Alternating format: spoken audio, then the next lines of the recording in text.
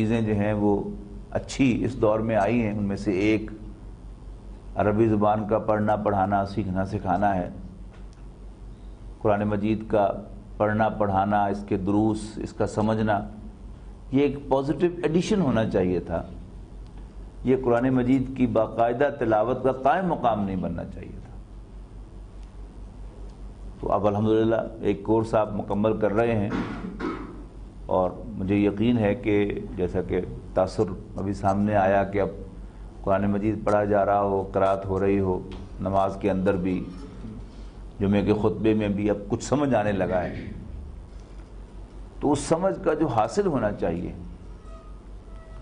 کہ اس سے ہمیں نصیحت آئے، اور قرآن مجید کی جو اصل نصیحت ہے وہ آخرت کی یاد دہانی ہے، کہ انسان کو بس یہ یاد رہنے لگے کہ میں نے مرنا ہے اور مرنے کے بعد اپنے رب کے حضور پیش ہونا ہے۔ اسی طرح قرآن مجید میں جو اچیومنٹ بیان کی گئی ہے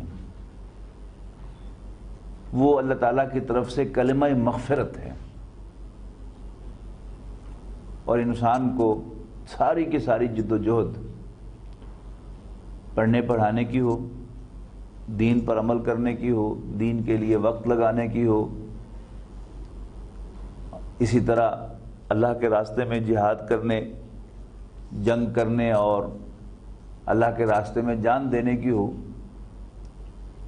اس کے اندر جو اصل مقصد ہونا چاہیے وہ اللہ تعالیٰ کو اتنا راضی کر لینا ہو کہ بس وہ میری فائل پر تو غفرہ لکھ دے، تو یہ ہائیسٹ اچیومنٹ۔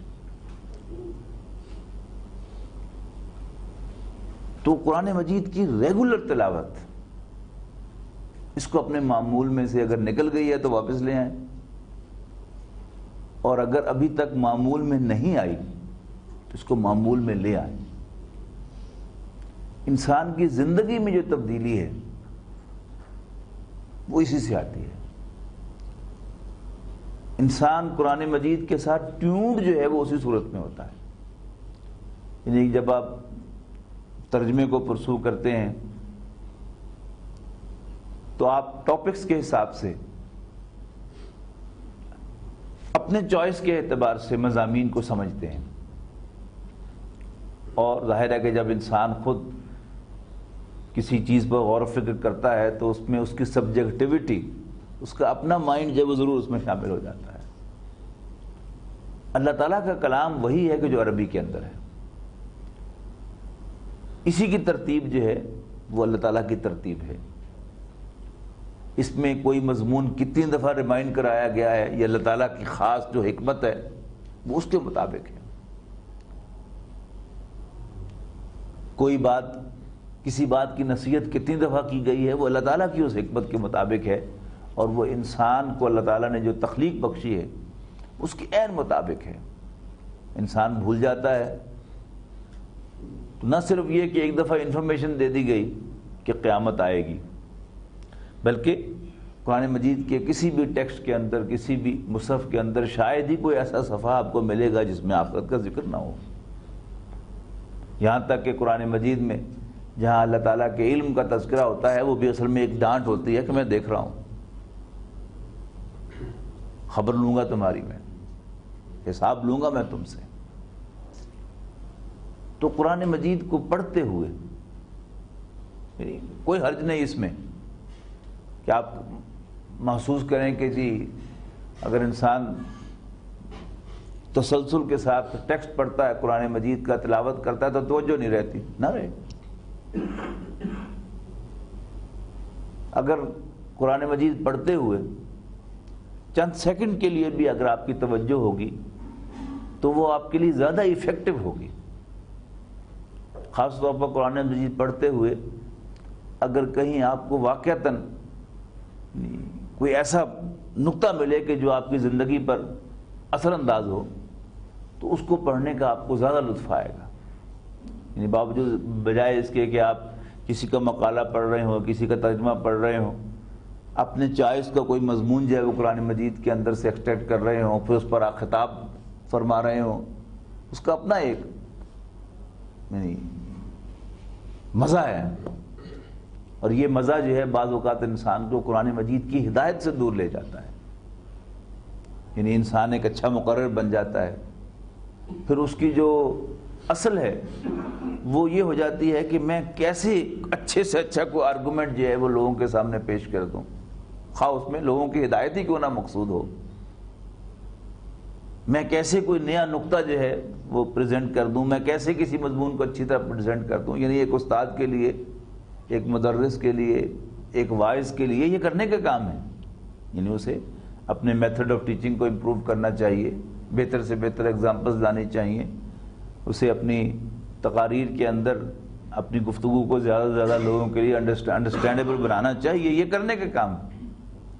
لیکن قرآن مجید کے ساتھ انسان کا اصل تعلق جو ہے اس کے ٹیکسٹ کے ساتھ تعلق ہے، تلاوت کے ذریعے سے، باقاعدگی کے ساتھ۔ اور جیسا کہ میں نے عرض کیا کہ انسان پڑھتا ہے تو یعنی ممکن ہے کہ توجہ اس کی نہ رہے، لیکن اس توجہ کے دوران بھی کہیں 2 سیکنڈ کے لیے بھی اس کی توجہ ہوتی ہے تو وہ زیادہ ایفیکٹو ہوتی ہے۔ یعنی ایک مرتبہ میں کسی مسئلے میں، مانا طالب علمی کی شاید بات ہے، تو کچھ پریشان سا تھا، تو اللہ تعالیٰ غریق رحمت کرے مولانا شمس الرحمان افغانی رحمانیہ مسجد پیپلز کالونی کے جو خطیب ہوا کرتے تھے بچپن میں، کیونکہ انہی کے زیر سایہ میری تربیت ہوئی جب میں میٹرک میں پڑھتا تھا اور ایف ایس سی میں، تو ان کے ذریعے سے یہ بات مجھے یعنی معلوم ہو گئی تھی یا انہوں نے میرے دل میں ڈال دی تھی، اور میں اس کو پریکٹس بھی کرتا تھا کہ پریشان ہوں تو قرآن مجید کی تلاوت کروں۔ تو میں ہاسٹل میں اپنے کمرے میں قرآن مجید کی تلاوت کر رہا تھا، تو اچانک مجھے محسوس ہوا، میں نے ایک ورق الٹا تو مجھے محسوس ہوا جیسے کوئی لفظ جو ہے وہ رہ گیا ہے۔ واپس آیا تو نئے سرے سے وہ آیت پڑھی، اب آیت کی طرف توجہ ہو گئی۔ میں نے 6 سے 8ویں تک عربی پڑھی تھی، میرا عربی کے ساتھ پہلا تعلق وہی تھا، تو 60% الحمدللہ قرآن مجید خاص طور پر مکی مدنی حصہ جو تھا وہ اکثر سمجھ میں آتا تھا۔ تو وقت الٹ پر دوبارہ پڑھا اس کو تو آیت تھی وَتَوَكَّلْ عَلَى اللَّهِ وَكَفَى بِاللَّهِ وَكِيلًا، تو ایک دم محسوس ہوا کہ اللہ تعالیٰ نے یعنی وہ جو پریشانی تھی وہ ایک دم دور ہو گئی کہ اللہ پر بھروسہ کرو، اللہ تعالیٰ کافی ہے، کارساز۔ تو اس طرح پڑھتے ہوئے، تلاوت کرتے ہوئے اگر کہیں آپ کو ایک دم کوئی چیز جو ہے وہ اسٹرائک کرے گی تو بالکل آپ کو وہی کیفیت محسوس ہوگی جو علامہ اقبال نے کہا تھا کہ تیرے ضمیر پہ جب تک نہ ہو نزول کتاب، گرا کو صاحب کشا ہے نہ راضی نہ صاحب کشاف۔ تو اللہ کرے کہ آپ بھی یعنی عامر صاحب کی طرح، آپ بھی عامر صاحب کی طرح قرآن مجید کے عربی کے استاد بنیں، میری دعا ہے، میری خواہش ہے۔ اور جیسے یہ چراغ جو میں نے جلایا تھا الحمدللہ، اب یہ ایک بہت روشن چراغ بن گیا ہے، اللہ کرے آپ ان سے بھی آگے نکلیں، اس میں کوئی حد نہیں ہے، یعنی بہتر سے بہتر، یعنی فوق کل ذی علم علیم جیسے قرآن مجید نے کہا ہے۔ تو بلا شبہ آپ الحمدللہ مجھے اس بات پر فخر ہے کہ یہ مجھ سے بہتر استاد ہیں عربی کے، اور اس پہ کوئی رکاوٹ نہیں ہے کہ اب یہ ایک پیک ہے اور ان سے آگے کوئی نہیں جا سکتا، کہ عجب کہ آپ حضرات میں سے کوئی ان سے بہتر بھی پڑھانے والا پیدا ہو، اور یقیناً پیدا ہو سکتا ہے، وہ بھی کرنے کا کام ہے۔ لیکن اصل جو قرآن مجید کا حاصل ہے وہ قرآن مجید سے نصیحت حاصل کرنا ہے، اور اگر انسان کو قرآن مجید کا علم تو حاصل ہو جائے اور قرآن مجید کا وہ علامہ بن جائے، استاد بن جائے، مدرس بن جائے، لیکن قرآن مجید کی نصیحت سے دور ہو جائے تو یہ بڑے گھاٹے کا سودا ہے۔ تو آپ الحمدللہ اب اس وادی میں داخل ہو رہے ہیں کہ آپ قرآن مجید کو سمجھیں، لیکن قرآن مجید کی نصیحت سے اپنے آپ کو دور نہ ہونے دیں، اس لیے کہ ہمارے لیے اصل مفید وہ قرآن مجید کی نصیحت ہے۔ اگر قرآن مجید سے ہمیں نصیحت مل جائے اور ہماری عاقبت سنور جائے، اور وہ جو میں نے کہا کہ اللہ تعالیٰ سے وہ ایک لفظ غفرہ مل جائے، تو وہی اصل میں ہماری سب سے بڑی کامیابی ہے۔ اللہ تعالیٰ اس سارے سلسلے کو میرے لیے بھی ذریعہ بنا دے کہ میں کسی طرح اللہ تعالیٰ کو خوش کرنے میں کامیاب ہو جاؤں، اور میری فائل پر بھی اللہ تعالیٰ غفرہ لکھ دے۔ اور آپ حضرات کے لیے بھی میری یہی دعا ہے کہ یہ سارا سلسلہ یہ آپ کے علم کا بھی ذریعہ بنے، آپ کے سمجھ کے بھی اندر ہی اضافہ پیدا کرے۔ عربی اگر واقعتاً آپ کو کلک ہو جائے تو آپ محسوس کریں گے کہ آپ کو زندگی کے دوسرے فیلڈز کے اندر بھی بہت فائدہ ہوگا۔ یعنی جو خاص طور پر جو نحو کا حصہ ہے، یعنی صرف کے حصے سے آپ کا پروننسیشن جو ہے وہ بڑا درست ہو جائے گا۔ یعنی آپ محسوس کریں گے کہ اچھے بڑے لوگ جو ہیں وہ محترم اور محترم میں فرق نہیں رکھ سکتے، لیکن اب الحمدللہ میں سمجھتا ہوں کہ آپ کے اندر فاعل اور مفعول کا یہ فرق یہ واضح ہوگا اور آپ انشاءاللہ یہ غلطی نہیں کریں گے۔ تو یہ اپنی جگہ پر ہو، لیکن قرآن مجید آپ کے لیے نصیحت کا ذریعہ بن جائے، یہ میری دعا ہے، میرے لیے بھی، عامر صاحب کے لیے بھی اور آپ سب حضرات کے لیے بھی۔ بس اسی پر میں گفتگو ختم کرتا ہوں۔ آخر دعوانا ان الحمدللہ رب العالمین۔ ہمارے اس محفل میں ہمارے ایک بزرگ مہمان جو کہ تنظیم اسلامی فیصل آباد کے حلقے کے امیر ہیں، وہ بھی تشریف رکھتے ہیں۔ میں ان سے درخواست کروں گا کہ وہ تشریف لائیں یہاں پر اور آپ سے چند باتیں کہیں۔ ملک احسان الہی ظہیر سے۔ نحمدہ و نصلی علی رسولہ الکریم وعلی آلہ وصحبہ اجمعین۔ سب سے پہلے تو میں آپ حضرات کو اور اپنے بھائی عامر سہیل صاحب کو اور محترم ڈاکٹر صاحب کو اس پر مبارکباد پیش کرتا ہوں کہ قرآن کے لیے آپ نے وقت نکالا۔ آج تو ہمارے پاس وقت ہی نہیں ہے اس چیز کے لیے۔ اللہ کے نبی صلی اللہ علیہ وآلہ وسلم فرماتے ہیں کہ اللہ تعالیٰ اس کتاب کی وجہ سے بہت سی قوموں کو اوپر اٹھائے گا اور بہت سی قوموں کو نیچے گرائے گا۔ میرے بھائیوں، قرآن حکیم سے وفاداری اللہ تعالیٰ سے وفاداری ہے، اور قرآن حکیم سے بغاوت اور انحراف اللہ تعالیٰ سے بغاوت اور انحراف ہے۔ اور اللہ تعالیٰ کا یہ فیصلہ ہے کہ کوئی قوم، اس کا تعلق کسی نسل سے ہو، وہ کوئی زبان بولتی ہو، وہ کوئی پیشہ اختیار کیے ہو، وہ گوری ہو یا کالی ہو، اگر وہ قرآن حکیم کو اپنا امام بنائے گی یا اپنا رہنما بنائے گی، اللہ تعالیٰ اس دنیا کے اندر بھی اسے کامیاب کرے گا اور آخرت میں بھی اسے سرخرو کرے گا۔ ہمارے اسلاف جو کہ قرآن و سنت پر چلنے والے تھے، سیدنا عمر رضی اللہ تعالیٰ عنہ کا دور خلافت 22 لاکھ مربع میل ایریا پر ہماری حکومت تھی، اور فتوحات کا یہ عالم تھا علامہ اقبال کے الفاظ میں کہ تھمتا نہ تھا کسی سے سیل رواں ہمارا۔ 57 کے قریب اسلامی مملکتیں ہیں، لیکن آج واقعہ یہ ہے کہ عالمی سطح پر عزت نام کی کوئی چیز ہمارے پلے نہیں ہے۔ اگر عالمی سطح پر کوئی فیصلہ ہوتا ہے، ہم سے یہ بھی نہیں پوچھا جا کر تمہارے منہ میں کتنے دانت ہیں، اور اس کی بنیادی وجہ کیا ہے؟ ہم قرآن کو چھوڑ چکے ہیں، ہم سنت کو چھوڑ چکے، ہم اللہ کو چھوڑ چکے، ہم اس کے رسول کو چھوڑ چکے۔ آئیے پھر ہم قرآن و سنت کی طرف لوٹیں تاکہ اللہ تعالیٰ کے وعدے پورے ہوں۔ تو اس سلسلے میں 3 ہماری ذمہ داریاں ہیں، لمبی بات نہیں کروں گا۔ پہلا یہ کہ اس 6 فٹ جسم پر اسلام آئے۔ ہم نے گھر میں بھی اللہ کی ماننی ہے، دفتر میں بھی اللہ کی ماننی ہے، بازار میں بھی اللہ کی ماننی ہے، تھانے میں بھی اللہ کی ماننی ہے، کچہری میں بھی اللہ کی ماننی ہے، پارلیمنٹ کے اندر بھی اللہ کی ماننی ہے۔ دوسری ذمہ داری ہے کہ دین کی دعوت آگے پہنچائیں۔ یہ کوئی فالتو کام نہیں ہے کہ کر لیا تو ثواب ہو گیا، نہ کر لیا تو کوئی گناہ نہیں۔ جیسے نماز فرض ہے، جیسے روزہ فرض ہے، جیسے حج و زکوٰۃ فرض ہے، جیسے والدین کی اطاعت فرض ہے، تو یہ کام ہے ہر عالم کا، ہر بڑھ کا، ہر بڑے کا، ہر چھوٹے کا، ہر امیر کا، ہر غریب کا، ہر حاکم کا، ہر محکوم کا۔ قیامت کے دن ہم میں سے ہر آدمی اس بات کا مسئول ہے، ذمہ دار ہے، جواب دہ ہے۔ اس سے پوچھا جائے گا کہ اس نے دین کی بات آگے پہنچائی۔ اور نبی کریم صلی اللہ علیہ وسلم بے شمار سنتیں ہیں، مسواک بھی آپ کی سنت ہے، لیکن آپ کی ایک ایسی سنت بھی ہے جو آپ نے صبح بھی کی، دوپہر بھی کی، رات میں بھی کی، سفر میں بھی کی، حضر میں بھی کی، وہ ہے دین کی دعوت آگے پہنچانا۔ اور اس میں 2 کام کر رہی ہیں، نیکی کو حکم دینا اور برائی سے روکنا۔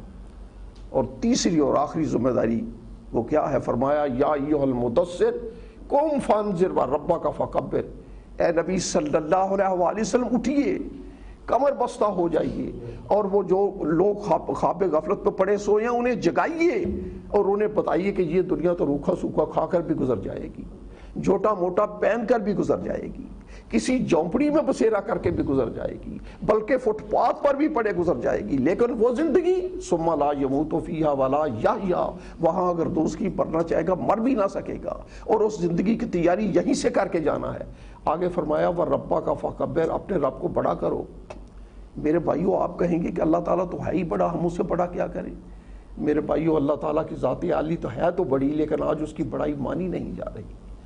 اگر کوئی گھر میں اپنے گھر میں ٹی وی پر کوئی فوش پروگرام دیکھ رہا ہے تو اس وقت اللہ بڑا ہے یا اس کے نفس کی چاہت بڑی ہے؟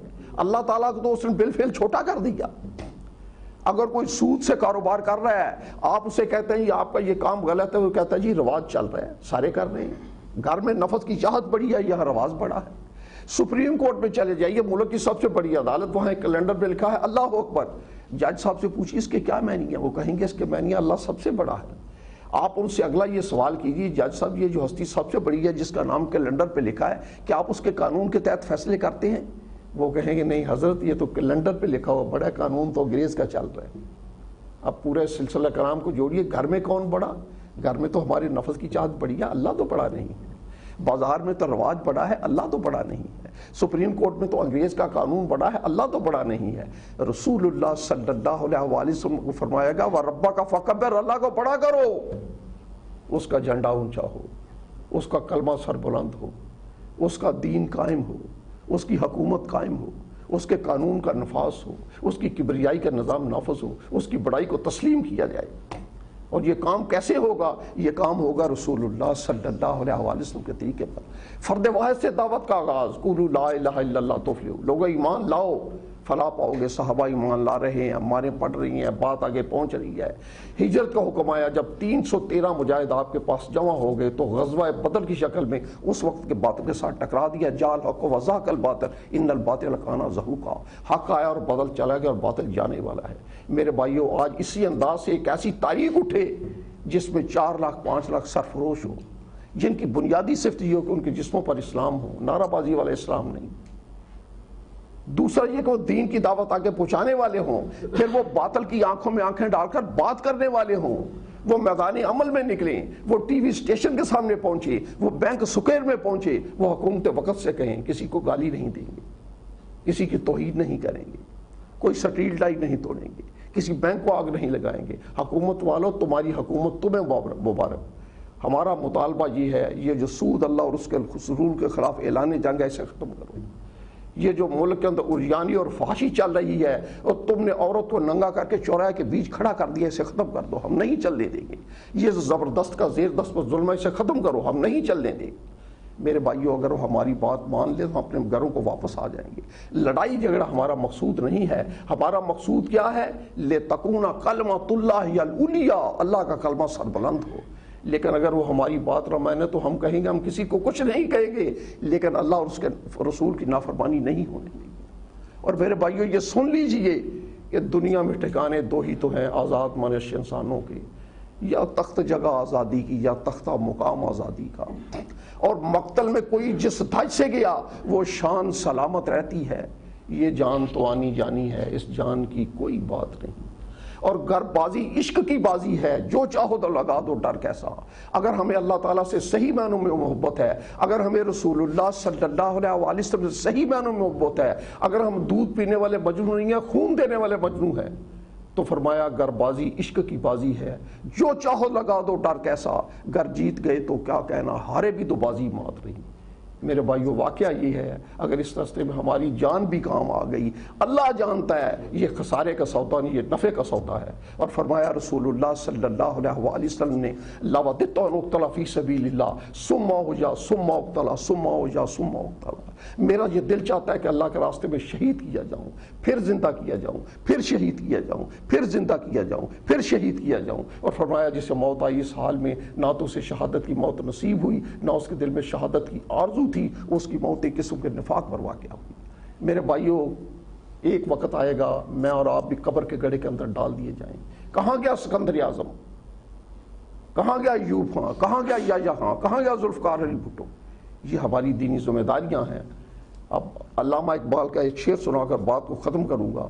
فرماتے ہیں مومنا را گفتاں سلطان دین، مسجد منی ہمار روئے زمین، اللہ کے نبی صلی اللہ علیہ وآلہ وسلم نے مومنین کو خطاب کرتے فرمایا کہ اس پوری زمین کو تمہارے لیے مسجد بنا دیا گیا ہے، اور آگے فرمایا علم از گردش نو آسمان مسجد مومن بدستے دیگراں، لیکن حالات کی ستم ظریفی دیکھیے، آج مومن کی مسجد غیروں کے قبضے میں ہے۔ 57 کے قریب جو اسلامی مملکت ہیں آج اس پر گنڈے اور بدماش اور لچے قابض ہیں، اور وہ چاہتے ہیں کہ پوری دنیا کو شراب خانہ بنا کر رکھ دیا جائے۔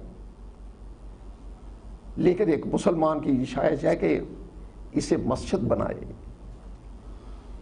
سخت کوشت بندہ پاکیزہ کیش تا بغیرت مسجد مولائے خیش، تا کجا بے غیرتیں دی زیستن، اے مسلمان مردہ نستی زیستن، اے مسلمان تو کب تک بے غیرتی کی زندگی گزارتا رہے گا؟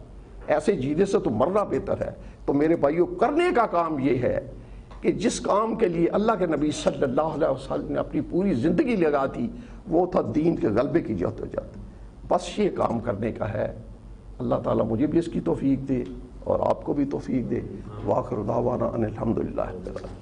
اس کلاس میں خاص طور پہ میں پھر اختتام سے پہلے اسناد کے تقسیم کروانے سے پہلے آپ سب لوگوں کا شکریہ ادا کرنا چاہتا ہوں، اسٹوڈنٹس کا، اور خاص طور پہ اسٹوڈنٹس میں ایک اور اسٹوڈنٹ ہمارے اسد صاحب، ان کا میں خاص طور پہ ذکر کروں گا کہ وہ ایک اسٹوڈنٹ کی حیثیت سے اس کلاس میں آئے تھے، لیکن انہوں نے اس کے بعد اس کلاس میں ہمارے کیمرہ مین کی ذمہ داریاں جو ہے وہ نبھائیں، اور جس محنت کے ساتھ خاص طور پہ انہوں نے ڈبل کام کیا کہ اپنے نوٹس بھی ساتھ رکھتے تھے، لکھتے بھی تھے، نوٹ بھی کرتے تھے، پڑھتے بھی تھے، اور ساتھ ساتھ یہ آپ کو سروس بھی فراہم کر رہے تھے۔ اللہ تعالیٰ انہیں بھی جزا عطا فرمائے۔ مزید وقت لیے بغیر میں اسناد تقسیم کرتا ہوں، اس کے بعد ہم سب دعا کریں گے اور پھر آپ کے لیے تھوڑی سی آپ کی ریفریشمنٹ کے لیے کچھ ہے وہ آپ ضرور اس کو لیجیے گا۔ تو اسناد کے لیے میں ڈاکٹر صاحب سے درخواست کرتا ہوں کہ تشریف لائیں۔ خواتین کی اسناد جو ہیں وہ خواتین کے شعبے میں ہی وہاں پر انہیں خاتون ہی ایک سرو کریں گی۔ یہ مردوں میں سب سے پہلے میرے پاس نام ہے عبد الرحمن صاحب۔ جی عبد الرحمن ہمارے، میں نے جیسے ذکر کیا تھا کہ 9th 10th کے اسٹوڈنٹس بھی اس کلاس میں تھے، تو ہمارے ینگسٹر جو ہیں یہ عبد الرحمن، ان کا بھی 10th کا رزلٹ آیا، الحمدللہ یہ کامیاب ہو گئے ہیں۔ اللہ تعالیٰ انہیں مزید کامیابیاں عطا فرمائے۔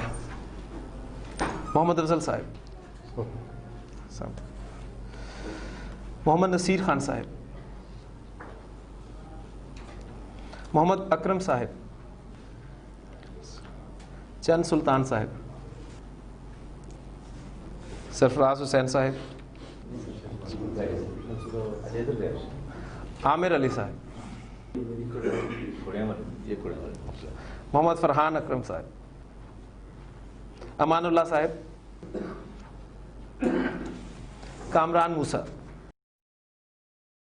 محمد نذیر احمد صاحب، مہربان خان صاحب،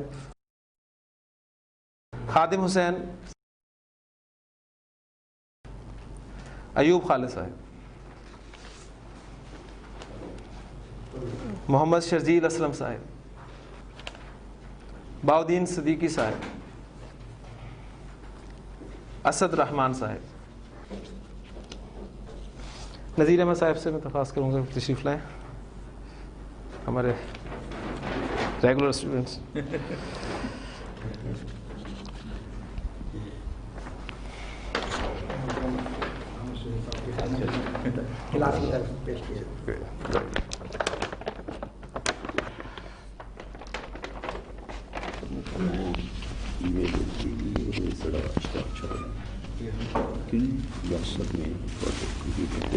الحمدللہ رب العالمین والصلاة والسلام علی رسولہ الکریم۔ ربنا اغفر لنا ذنوبنا وکفر عنا سیئاتنا وتوفنا مع الابرار۔ اللہم انا نسألک الہدی، اللہم انا نسألک الہدی والتقی والعفاف والغنی۔ ربنا لا تزغ قلوبنا بعد اذ ہدیتنا وہب لنا من لدنک رحمہ انک انت الوہاب۔ اللہم وفقنا لما تحب وترضى۔ اللہم طہر قلوبنا من النفاق واعمالنا من الرياء والسنتنا من الكذب وعيوننا من الخيانة فإنك تعلم خائنة الأعين وما تخفي الصدور۔ اللہم آنس وحشتنا في قبورنا، اللہم آنس وحشتنا في قبورنا وارحمنا بالقرآن العظیم۔ واجعلہ لنا اماما ونورا وہدی ورحمہ اللہم ذکرنا منہما نسینا وعلمنا منہما جہلنا وارزقنا تلاوتہ آناء اللیل واطراف النہار واجعلہ لنا حجتا یا رب العالمین وصلی اللہ تعالی علی رسولہ وخیر خلقہ محمد وآلہ وصحبہ اجمعین.